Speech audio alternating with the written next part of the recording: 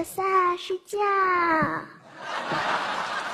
小萨睡觉了，睡觉小萨，小萨睡觉了，乖小萨，胖小萨，可爱的小萨睡觉了，你真乖。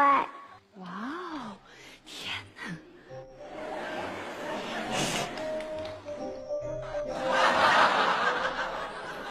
睡觉了，乖乖虎，乖乖虎睡觉，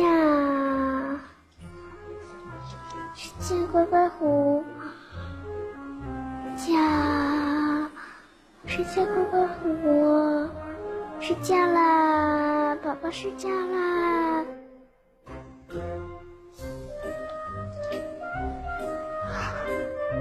他好像像很小儿科，怎么样就把动物给弄四脚朝天了？我的第一反应就是不可能。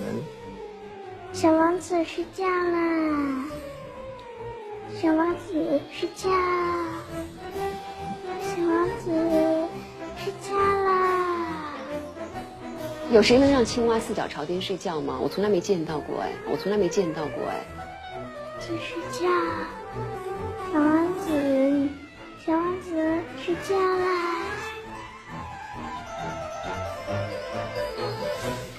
咯咯哒睡觉，这是你最想看的。咯咯哒，你真乖，睡觉。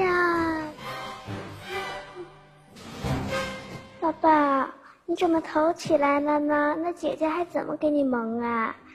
宝宝，重来一遍吧，睡觉。青蛙醒了，青蛙醒了，宝宝睡觉了。宝宝别落光，别落光。咯咯哒，怎么回事？你今天你是不是今天上台是不是害怕呀？小鸡又醒了，青蛙又跑了，第一只小萨又醒过来了，很好玩，非常好玩。觉，睡觉别落光啊！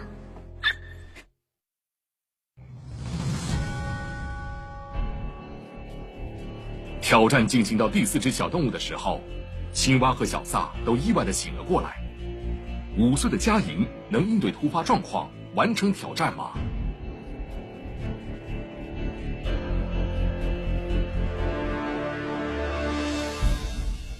小萨，怎么办到醒了呢？